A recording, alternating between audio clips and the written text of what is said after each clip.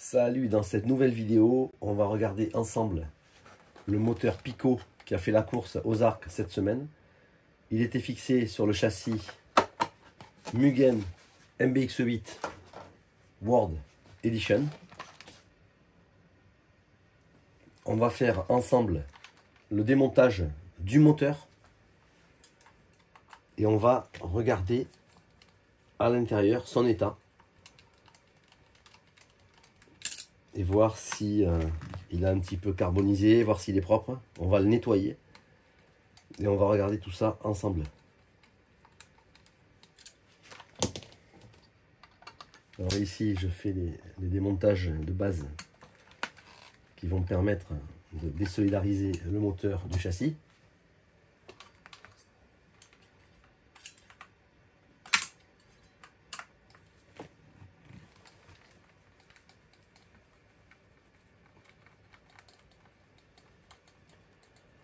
Et ensuite, on va s'attarder uniquement au démontage du moteur.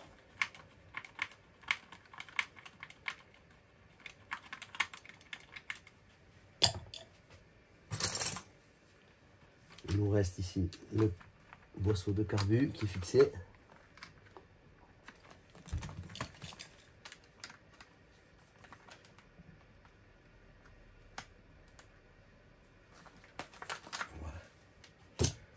On a enlevé le boisseau de carbu et le moteur il va sortir.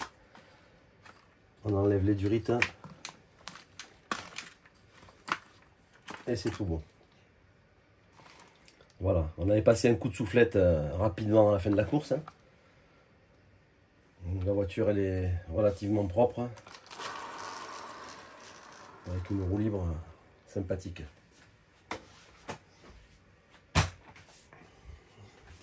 Alors, ici, on va poser le moteur. On va commencer par tomber la ligne d'échappement.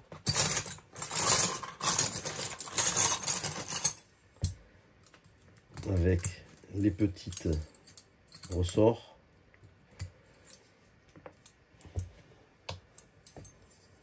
Il y avait les ressorts de sécurité, bien sûr. Le grand et les deux petits.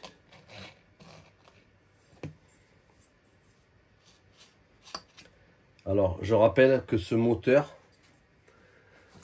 c'est le Pico V1. Ici, il est monté avec une culasse P3 TT, mais la base, c'est un V1.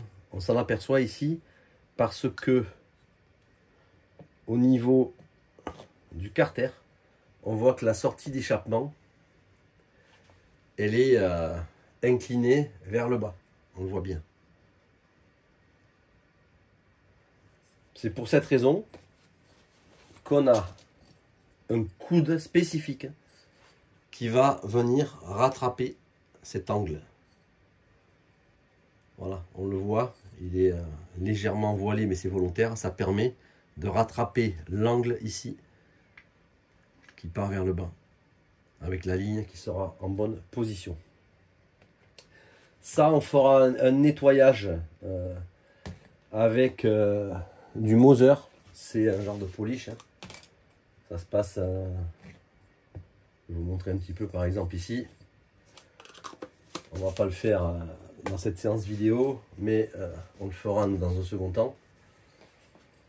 Donc il a un aspect quand même assez brillant, mais quand on va passer ici ce Moser sur l'ensemble du résonateur, on a un résultat qui est assez saisissant, puisqu'après on va le faire sur toute la ligne pour le mettre à l'état de neuf. Voilà, c'est assez saisissant et efficace. Alors, on revient sur le démontage du moteur. Ici, on tombe les 4 vis de fixation. Moi, je mets toujours une petite rondelle en aluminium qui vient s'écraser pour bien fixer le moteur, pour bien le mettre en place et surtout pour éviter un desserrement qui ne serait pas volontaire. Ici, on va tout simplement déboîter le carburateur. On a un petit joint, on s'aperçoit ici à l'embase. On va prendre un chiffon propre, très propre.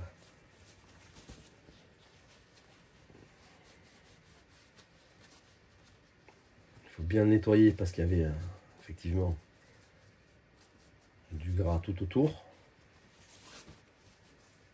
La durite également n'est pas propre. Donc voilà, on voit le boisseau, rien de particulier. Si ce n'est un bon nettoyage au dégraissant, ce que je ferai dans un second temps. Moi ici, pour la révision, je vais mettre une goutte d'After Run, ici du carbone rassis, sur le boisseau d'embrayage à l'intérieur ici. Donc je mets 2 gouttes et j'actionne mon boisseau à l'intérieur. Voilà.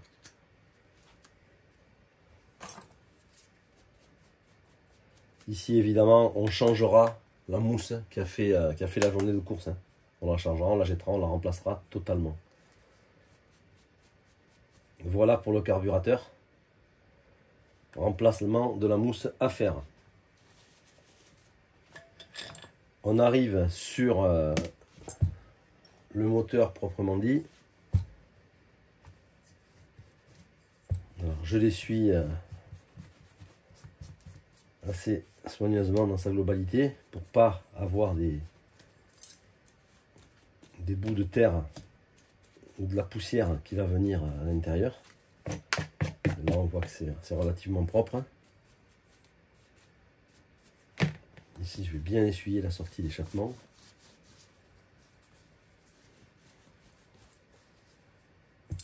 Et maintenant on va peut-être commencer par démonter l'embrayage. Donc ici j'ai la clé Tamiya, c'est une clé qui a du téflon, ça permet d'éviter de faire des marques sur les pièces à lui, en l'occurrence ici le volant d'embrayage. Moi j'ai utilisé pour cette course le CS400, Optima CS400 de Sismic. Ici une petite vis de fermeture là en titane. Ici la cloche de 13 Sentiworks. Alors on va la nettoyer.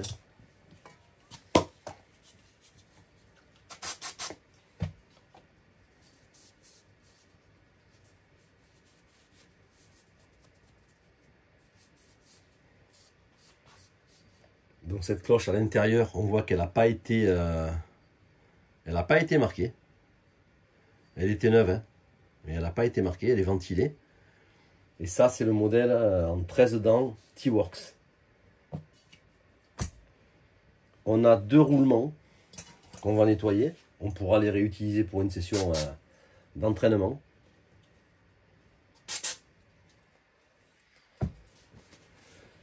Et on a ici l'embrayage Optima CS400, 4 maslottes aluminium, 2 courtes et 2 longues.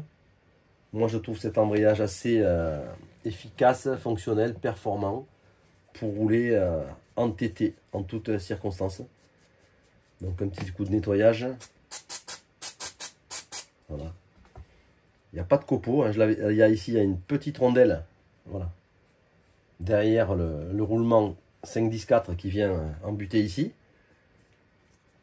Et je rencontre très rarement des soucis avec cet embrayage. À condition qu'on lui fasse un entretien régulier. S'il y a besoin de remplacer les maslottes, il y a des petits sachets de maintenance avec 4 maslottes. C'est tout le temps muni de 12 ressorts en dureté 0,9, 1 et 1,1. Il y a même d'autres duretés. Et il y a toujours les 4 maslottes dans le petit sachet de maintenance qui coûtent 17 €. Donc on se refait un embrayage neuf pour un moindre coût d'utilisation.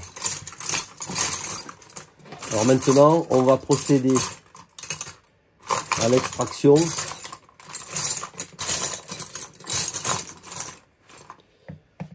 du volant ou cette clé UDI sur le côté ici en 8 mm ou cette clé à pipe. Je préfère utiliser celle-ci. Donc je tiens mon volant assez fermement, bien sûr. Et voilà, c'est assez simple.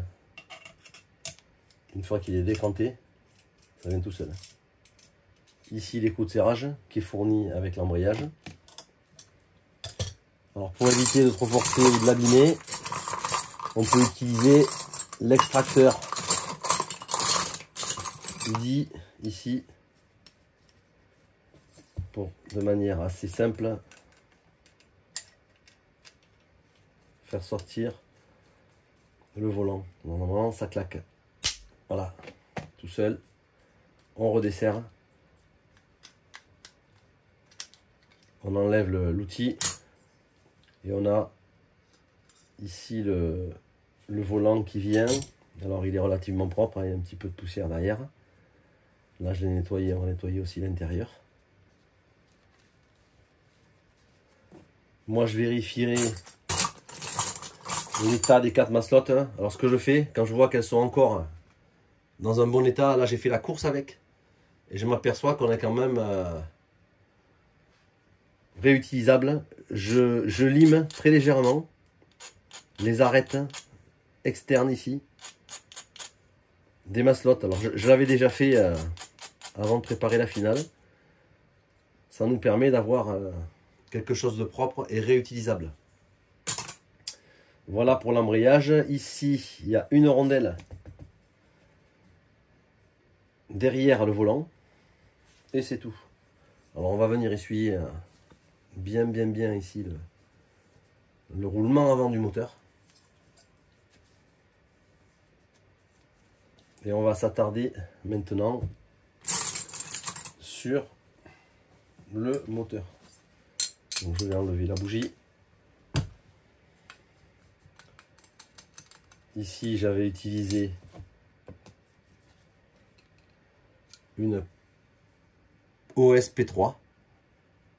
Elle est très légèrement brunie, mais voilà, elle a fait la journée qualif et course. Elle est encore réutilisable. J'ai eu aucun problème avec cette bougie. Et maintenant, on va enlever la culasse. Plutôt des vis, des longues vis en BTR, en 2,5. On va les enlever. Je les démonte et je les remonte en croix.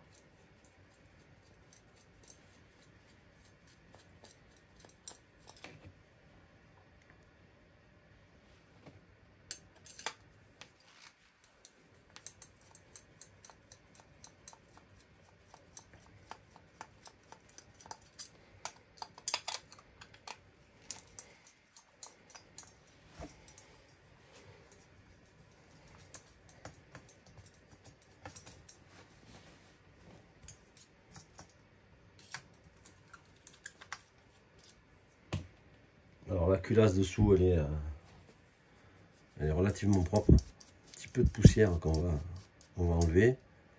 Si j'ai l'occasion, je la passerai dans un bain à ultrasons pour vraiment nettoyer l'intérieur des ailettes. Pour la remettre à neuf.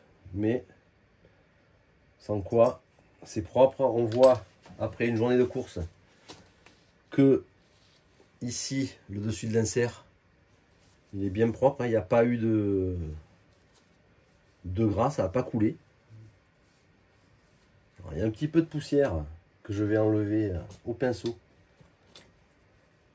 sur la partie haute du carter. Évidemment, on évite d'en mettre à l'intérieur. On enlèvera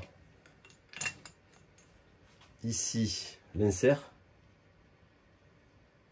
Alors cet insert, il a un petit peu de poussière dessous. On va l'enlever.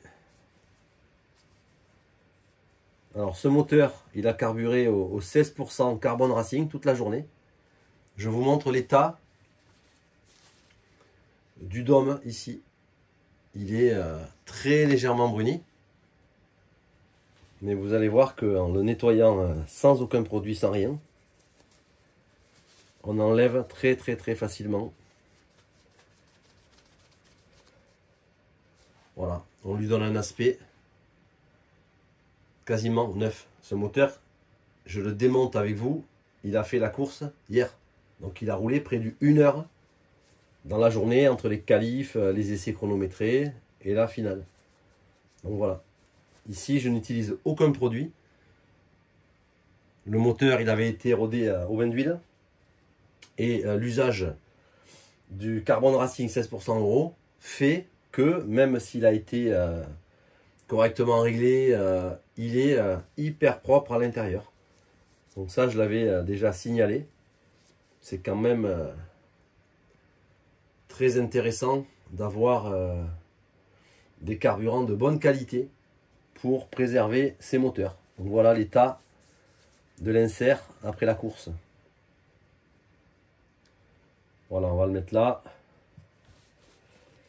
Moi, je l'avais préparé ce moteur pour le 16%, quand on est passé du 25 au 16. Donc ici, j'ai 2 rondelles de décompression. Alors je peux vous les mesurer pour vous dire exactement ce que j'ai mis. On utilise le pied à coulisse digital. On est bien à 0. Ici, j'en ai 3 en fait. 0,20, 0,20, 0,10. Donc j'ai 0,50 exactement de rondelles sous l'insert pour la décompression et pour rouler au 16%. Voilà, tout est dit. Ici, on va le nettoyer proprement.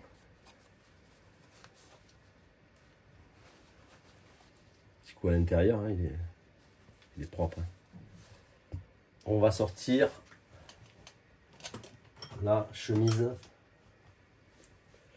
Alors, je vais prendre la clé à tige ici pour m'aider à sortir la chemise. Mais elle devrait sortir assez facilement. Hein. Si on fait un entretien régulier du moteur, on s'aperçoit en fait que les pièces s'assemblent et se montent et se démontent hyper facilement. Il ne faut pas évidemment le laisser stocker, carboniser sans entretien, parce qu'après on ne peut plus rattraper les pièces. Voilà, voilà, tout simple. La clé à tige pour ne pas abîmer le vilebrequin qui est DLC, un petit risselant et de manière hyper simple, je vous le montre. Hein. Voilà, je sors ma chemise. Ici, on va avoir ici, on va démonter maintenant le bouchon de carter, les 4 vis.